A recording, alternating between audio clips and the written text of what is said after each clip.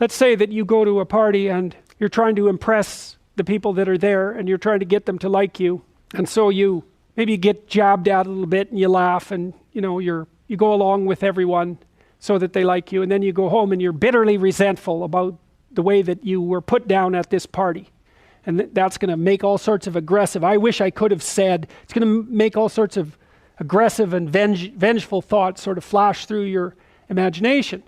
Well, the first part of the problem is that you were too much persona, right? You sacrificed yourself in some sense at the party so that people would like you.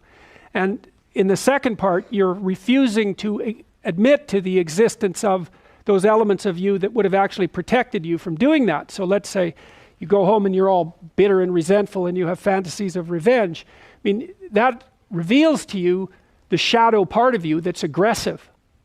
And the thing is, you actually need that, because if you would have integrated that more successfully into your personality, when you went to the party, you wouldn't have had to let people put you down to get them to like you. Instead of having a face like this, which says, I'll take anything that's coming my way, you have a face and a stance that's more determined and assertive. And if you manifest that properly, people aren't going to mess with you to begin with. But you may have already adopted a morality that says, well, I have to be likable and I shouldn't do anything that causes any conflict and I shouldn't ever, hurt anybody's feelings. And so you're just to present yourself as a punching bag, and you think that that makes you a good person, but it doesn't. And there's no integration of the shadow in that situation. We're having a conversation. I'm deciding I'm going to listen to you. Right? That's different than how people generally communicate, because usually when they communicate, they're doing something like, okay, we're going to have a conversation and I'm going to tell you why I'm right and I'll win if you agree. Or maybe you're having a conversation where, I don't know what you're trying to do. Maybe you're trying to impress the person you're talking to. So you're not listening to them at all. You're just thinking about what you're going to say next. Okay, so that's not this. This is, you might have something to tell me. And so I'm going to listen on the off chance that you'll tell me something that would really be useful for me to know. And so you could think about it as an extension of the Piagetian, Piaget talked about the fundamentally important element of knowledge being to describe how knowledge is sought, the process by which knowledge is generated. Well, if you agree with me and I find that out, I know nothing more than I knew before. I just know what I knew before. And maybe I'm happy about that because, it didn't get challenged. But I'm no smarter than I was before. But maybe you're different than me. And so while I'm listening to you, you'll tell me something I don't like.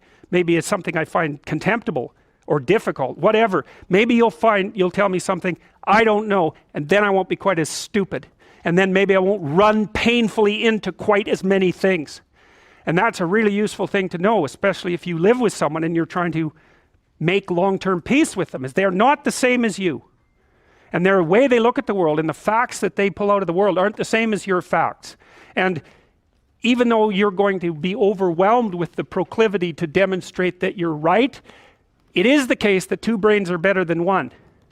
And so maybe 9 of the 10 things they tell you are dispensable, or maybe even 49 out of 50, but one thing, all you need to get out of the damn conversation is one thing you don't know.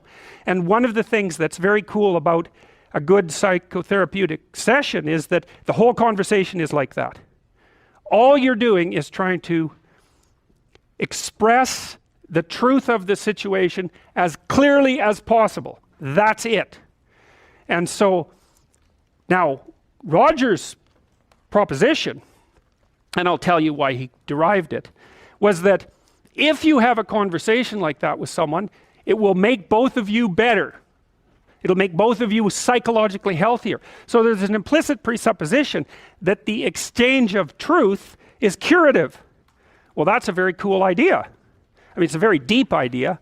I think it's the most profound idea. It's the idea upon which Western civilization, although not only Western civilization, is actually predicated. The idea that truth produces health. But for Rogers, that was the entire purpose of the Psychotherapeutic Alliance. You come to see me because you want to be better. You don't even know what that means necessarily, neither do I. We're going to figure that out together. But you come and you say, look, things are not acceptable to me, and maybe there's something I could do about that. So that's the minimal precondition to engage in therapy. Something's wrong, you're willing to talk about it truthfully, and you want it to be better. Without that, the therapeutic relationship does not get off the ground. And so then you might ask, well, what relationships are therapeutic? And the answer to that would be, if you have a real relationship, it's therapeutic. If it isn't, what you have is not a relationship. God only knows what you have. You're a slave, they're a tyrant, you know, you're both butting heads with one another. It's a primate dominance hierarchy dispute. Oh, I don't know, you're like two cats in a barrel, or two people with their hands around each other's throats. But what you have is not a relationship. So, all right, we may say that the greater...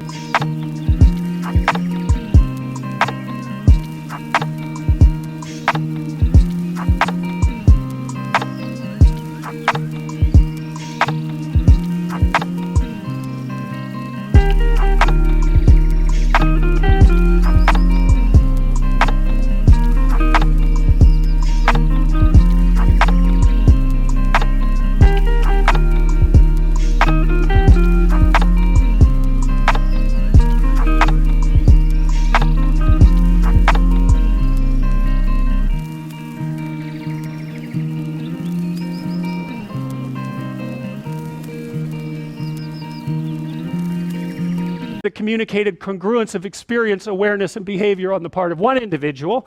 That's a reference to the same idea that I was describing with regards to Jung. So let's say you come and talk to me and you want things to go well. Well, I'm going to have to more or less be one thing, because if I'm all over the place, you can't trust any continuity in what I say.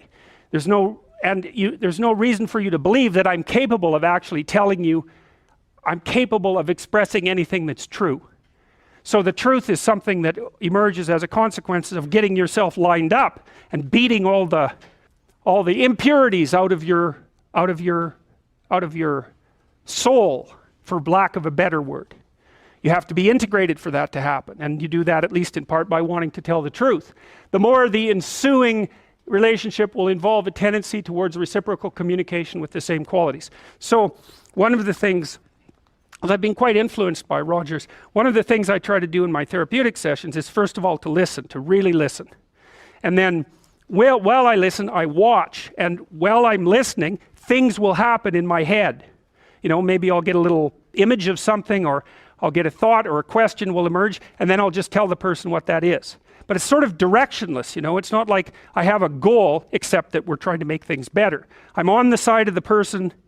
I'm on the side of the part of the person that wants things to be better, not worse. And so then those parts of us have a dialogue, and the consequence of that dialogue is that certain things take place, and then I'll just tell the person.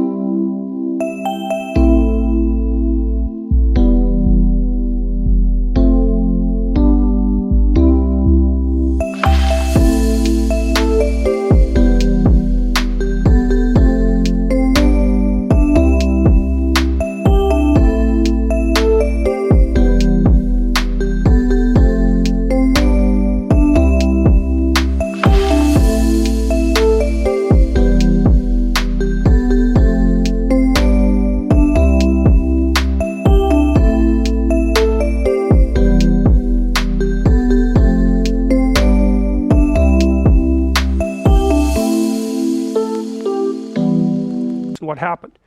And it isn't that I'm right. That's not the point. The point is that they get to have an hour where someone actually tells them what they think. Here's the impact you're having on me. You know, this is making me angry.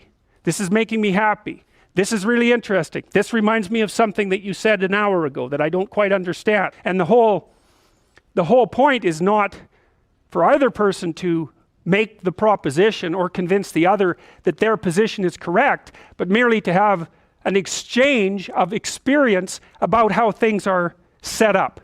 And it's extraordinarily useful for people, because it's often difficult for anyone to find anyone to talk to that will actually listen.